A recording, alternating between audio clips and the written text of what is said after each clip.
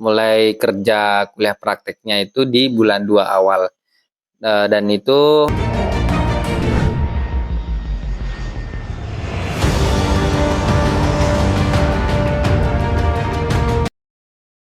Assalamualaikum warahmatullahi wabarakatuh, Sobat Agropreneur dimanapun Anda berada. Salam sejahtera juga bagi kita semua. Bagaimana kesempatan kali ini kita sedang berada di kawasan tempat mahasiswa magang ya. Oke, langsung saja dengan Abang siapa Bang, bisa memperkenalkan diri? Baik, Assalamualaikum warahmatullahi wabarakatuh. Perkenalkan, nama saya Agus Abdullah. Saya merupakan mahasiswa semester 5 yang sedang berkuliah sekarang di Universitas Kaltara. Asal saya dari Jawa Barat dan sekarang berdomisili di Tanjung Selor. Sekian. baik, terima kasih atas kesempatannya. Sebelumnya perkenalkan, saya Kuku Prasyo Budi. Saya berkuliah di Universitas Kaltara dan di sini saya menjalani kuliah praktek di Desa Sajawilir. Oke, itu tadi Bang. Kemudian kita langsung ke topik ini Bang. Program apa sih di Sajawilir ini Bang dalam rangka magang ini? Kalau untuk program mungkin begini ya. Program pertama itu yang kami lakukan adalah di tahun sebelumnya, di mana itu tahun 2023 itu kita bulan 11 itu kita mulai observasi dulu, melihat lokasi dan berbaur juga kepada kelompok petaninya, dan kita untuk fokus ke lahan yang kita pengen fokusnya kemana. Setelah itu kita mulai fokus ke mulai kerja kuliah prakteknya itu di bulan 2 awal. Dan itu awal mulai kerjanya itu kita mulai ke kantor desa dulu untuk laporan dan untuk izin juga kepada kepala desanya dan staf-stafnya juga. Mungkin begitu sih. Untuk program yang kami bawakan pada kegiatan KKP, kuliah kerja praktek atau magang pada kali ini, sebenarnya di antara kami itu punya fokus keilmuan masing-masing sesuai dengan arahan yang ditugaskan dari kampus. Di antara kami, yang pertama ada yang berfokus pada pemetaan lahan, ada juga yang pada budidaya tanaman. Nah, kalau saya pribadi itu berfokusnya pada budidaya tanaman. Oh, baik, itu dalam rangka program KKP Bang ya. Ya. Kemudian kita lanjut ke pertanyaan berikutnya Bang. Kesan pertama ini Bang, ya kan? Kesan pertama dari pengalaman Abang yang cuman belajar dari lingkup ruang dalam kampus, kemudian dalam rangka magang ini, KKP ini, langsung ke masyarakat. Kesan pertamanya bagaimana sih Bang? Mulai Bang Agus dulu silakan. Kesan pertama saya ketika melakukan kegiatan magang atau KKP ini, yang pertama sungguh luar biasa ya. Ya, luar biasa Bang. Kalau biasanya kita belajar di kelas melalui PowerPoint, kan infokus, materi yang diterima dari dosen secara langsung. Nah, sekarang kita itu menerima materi itu tidak di kelas lagi, tapi langsung praktik ke lahan bersama dengan petani. Dan pada waktu itu ada beberapa hal yang memang tidak bisa kita temukan hanya di dalam kelas saja. Nah, itu yang membuat saya takjub gitu, luar biasa merasakan magang yang saya rasakan pada waktu kali ini.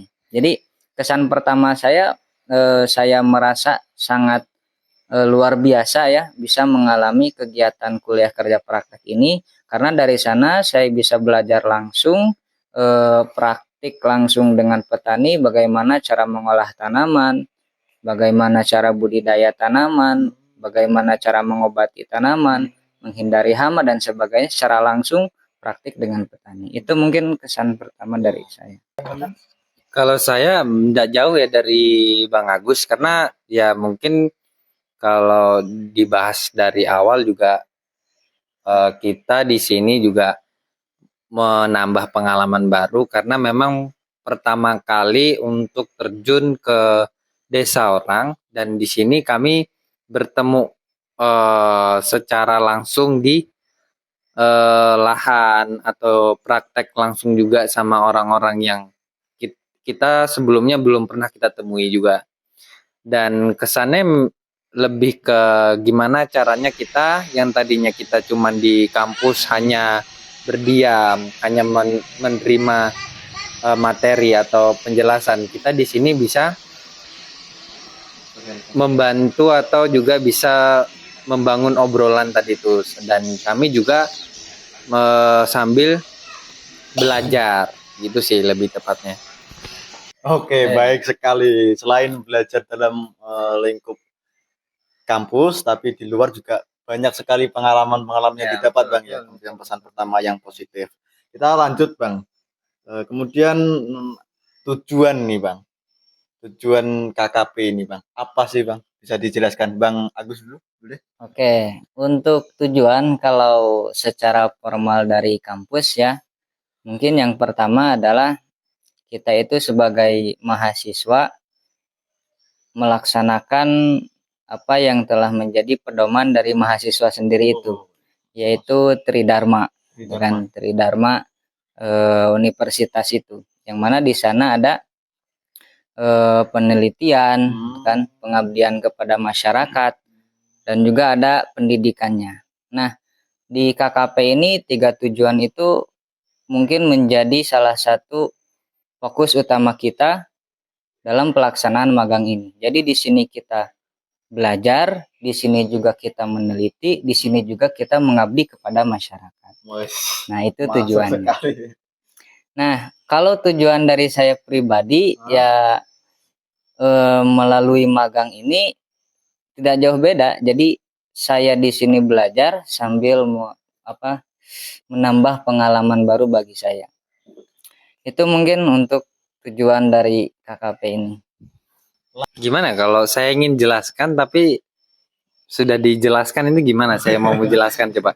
Nanti gantian dari Kalau untuk tujuan ya yang pertama gimana ya, menambah hal-hal baru lah. Jadi menguji mental juga, membangun mental yang ngedown. Jadi kita itu di mana yang tadinya diam terus nggak tahu apa-apa, kita terjun ke desa, kita bertemu orang, terus juga kita mulai melangkah hal-hal yang baru.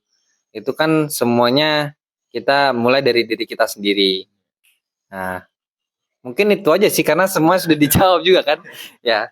Oke, itu tadi ya tentang tujuan dari KKP seperti yang dijelaskan bagus dari Tridharma, Bang ya.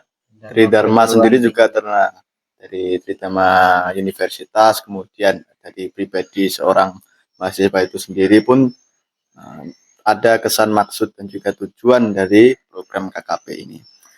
Kemudian, Bang, peran sebagai mahasiswa ini, Bang, terhadap lingkup pertanian yang ada di Sajau Hilir ini, Bang, ya.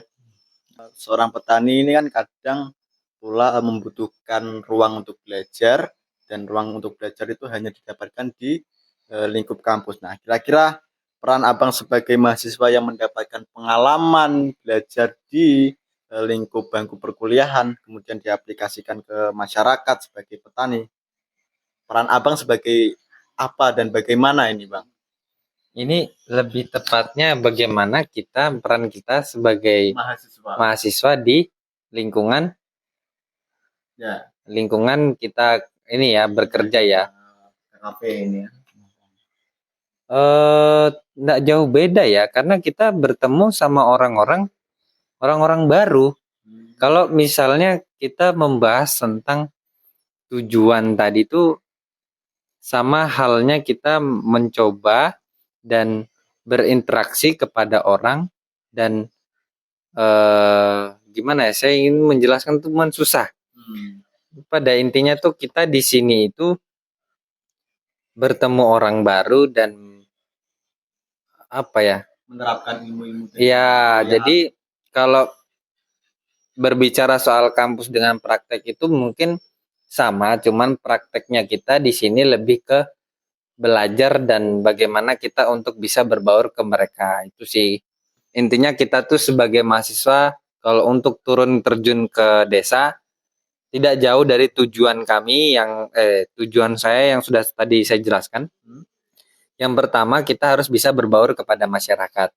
Dan yang pertama kita juga bisa membangun obrolan, membangun komunikasi, dan membangun pembicaraan. Bagaimana topik pembicaraan ini masuk ke bidang yang tadinya kita tujui. Contohnya semisalnya dalam pertanian. Nah itu dalam kelompok petani itu kita fokusnya kemana? Entah itu ke padi atau misalnya ke tanaman yang lainnya.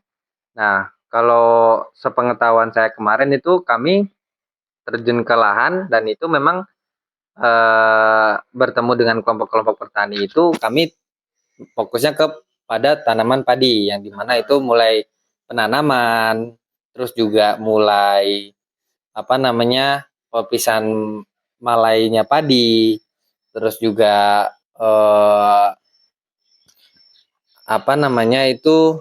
pada lahan itu nanti bakal diapain lagi, dikelola itu berapa lama.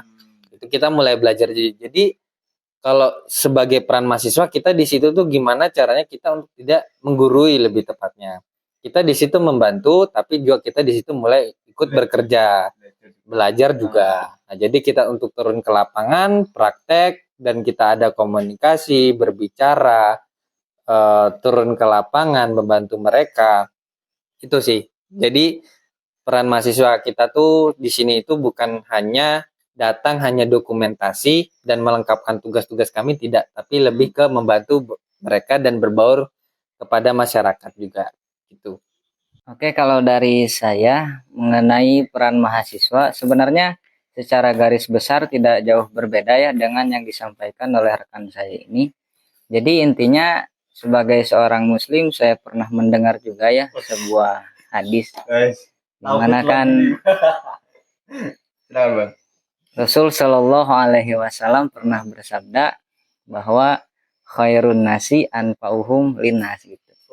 Jadi orang yang terbaik itu adalah orang yang bisa bermanfaat bagi orang lain. Nah, mungkin kalau kita terapkan dari yang dibicarakan oleh teman saya itu masuk ke sana. Jadi kita sebagai mahasiswa itu mempunyai peran untuk bisa menjadi bermanfaat baik bagi kita sendiri maupun bagi petani dan masyarakat yang ada di sekitar itu. Nah, makanya tadi kenapa dijelaskan kita ada observasi dulu sebelum magang itu, karena untuk mencari permasalahan yang ada di daerah tersebut. Seperti di sini di Desa Sajau Hilir. Nah, kita cari melalui observasi itu, tanya-tanya ke petani, apa sih yang menjadi kendala permasalahan di sini. Nah, kemudian nanti kita diskusikan di akademik, di universitas, lalu mencari jalan keluarnya. Nah, kami kembali ke sini, magang di sini adalah untuk memberikan solusi tersebut. Jadi, bermanfaat untuk kami sendiri, menambah pengalaman dan pengetahuan, dan juga bermanfaat bagi masyarakat dan petani karena mendapatkan solusi atas setiap permasalahan. Itu mungkin peran dari mahasiswa menurut saya.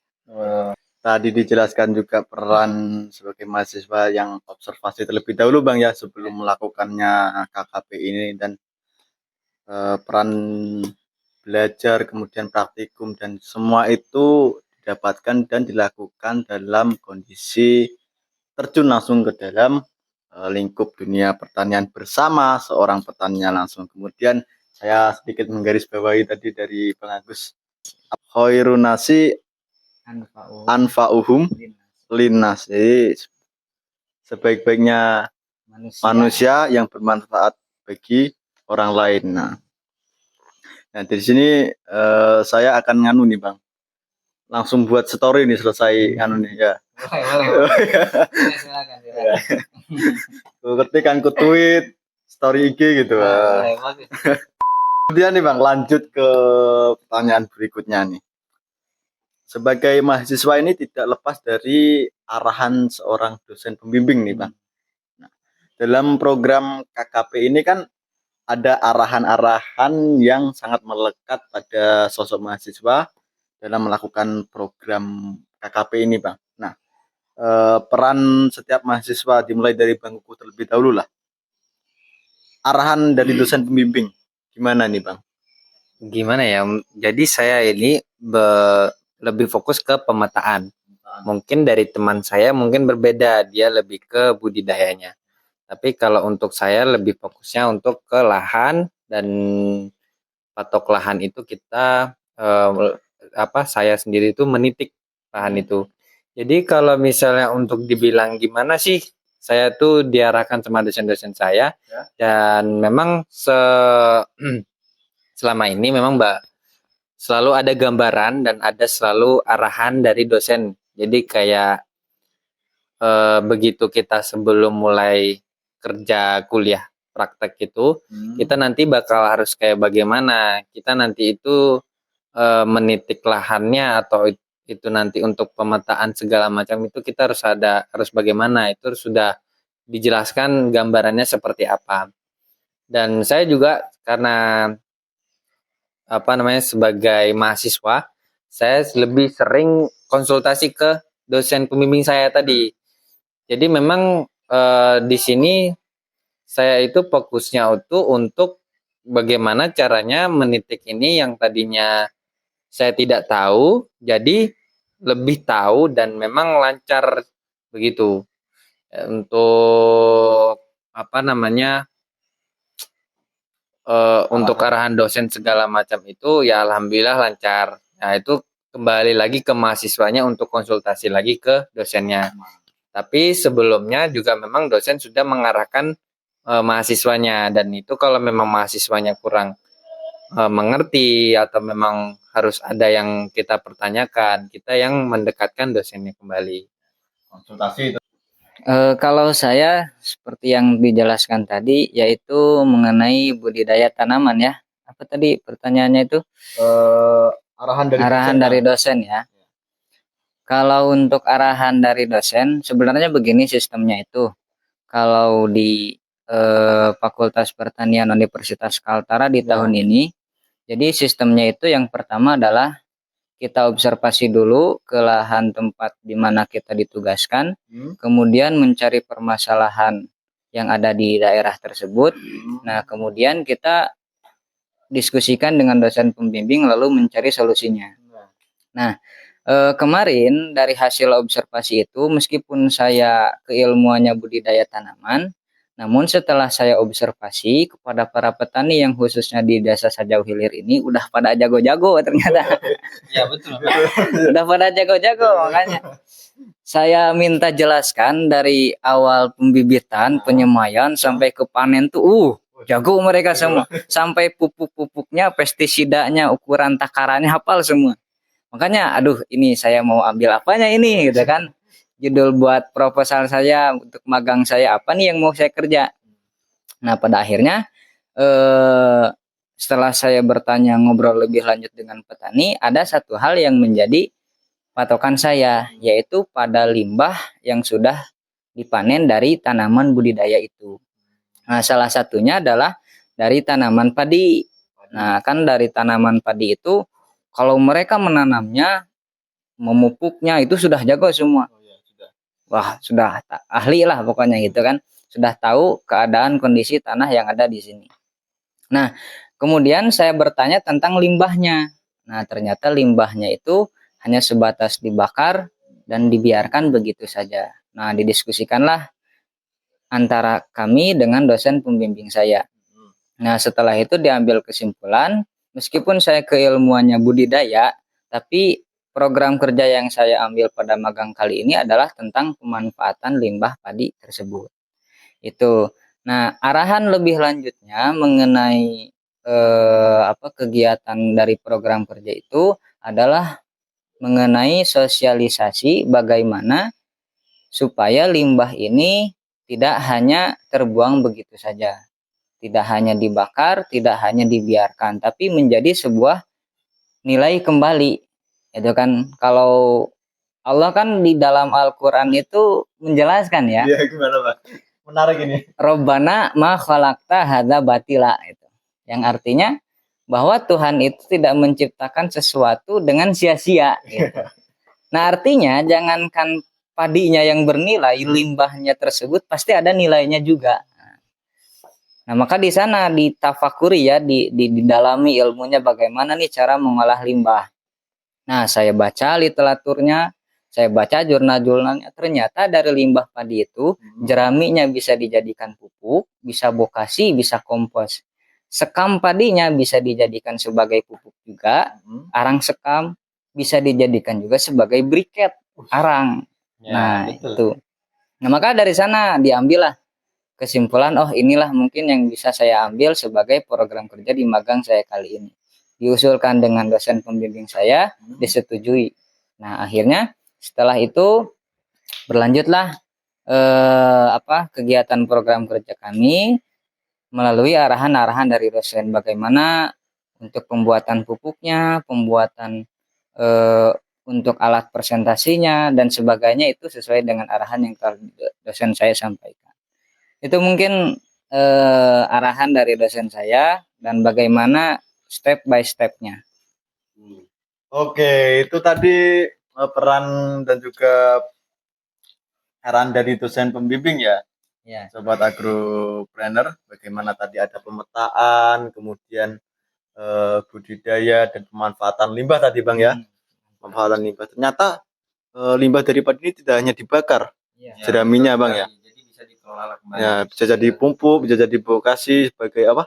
Dari sekam padinya tadi dan briket dan lain sebagainya. Dan itu peran yang didapat oleh Abang dari arahan dosen pembimbing. Kita lanjut ke pertanyaan berikutnya, Bang. Ketika kita baru pertama kali ya terjun dalam lingkup sosial kayak petani secara langsung karena tadinya kita berlatar belakang sebagai mahasiswa pertanian, Bang ya. Bagaimana sih, Bang, kesan dari petaninya itu? Lanjut part 2.